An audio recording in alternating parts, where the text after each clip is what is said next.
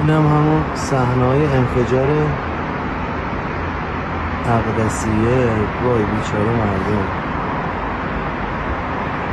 هنوز دود میاد. نمیدونم چرا آتش‌نشانی خاموش نکرد از اون موقع.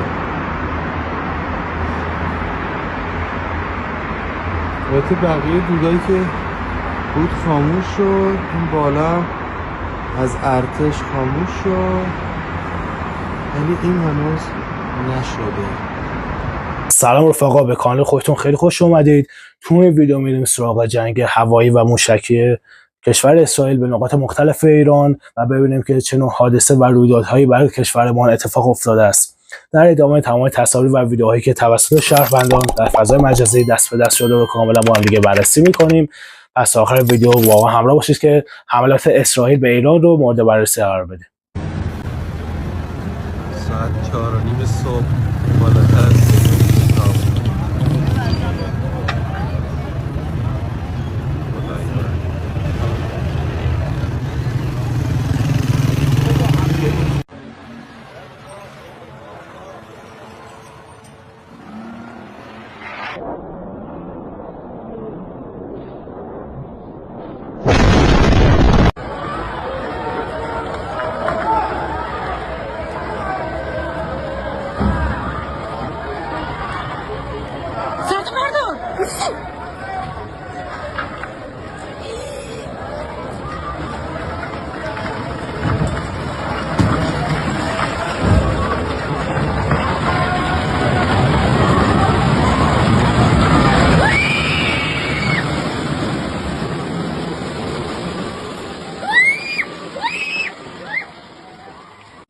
انفجار انقدر سنگین بود،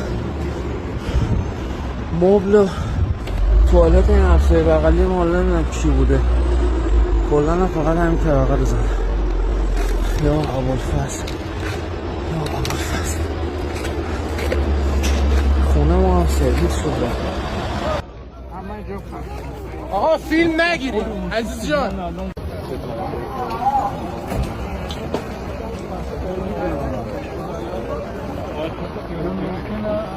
آقا دور آمبولانس خلوتتون بزن برم.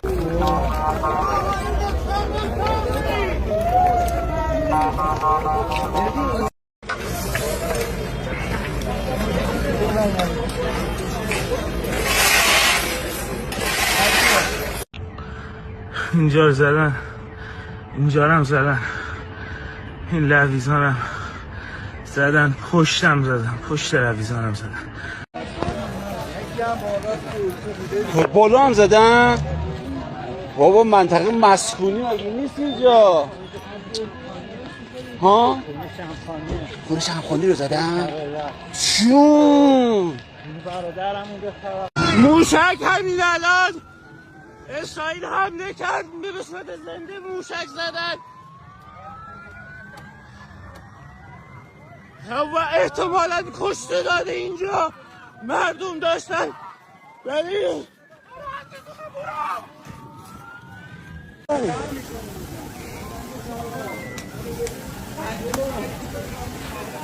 سقف نونوایی، سقف نونوایی آتیش گرفت. تکیه قدیم، اینم راسته بازار. بچه های پاساژ قائم قبل از آتش نشانی دارن خاموش میکنن، اما نیاز به آتش نشانی.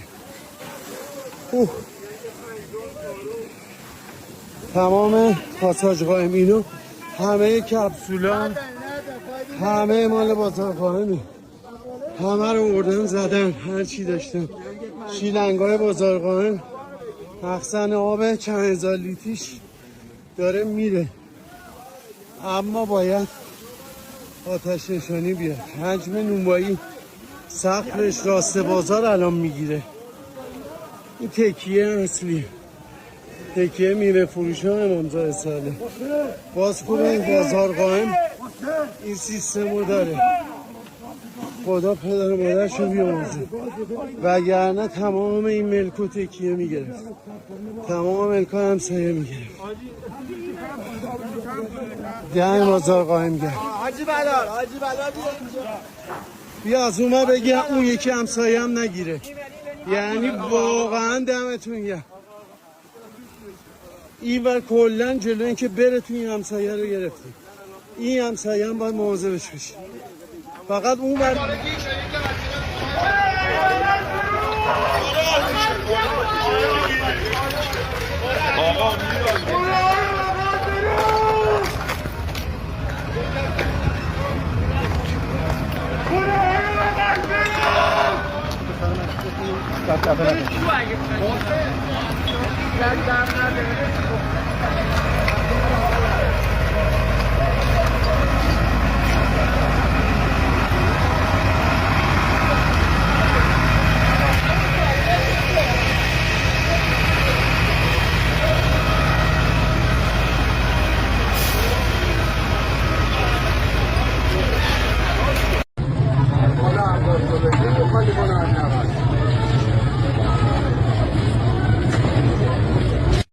من میگم تنم لرزید، بغل گوشم بوده.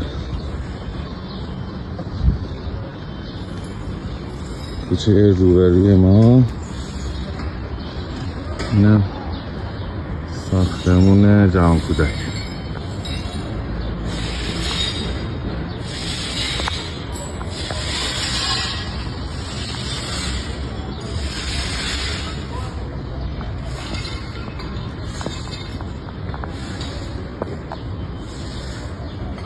مثلا من گفتم رعد و برقه، مثلا میگه نه یه چیز دیگه.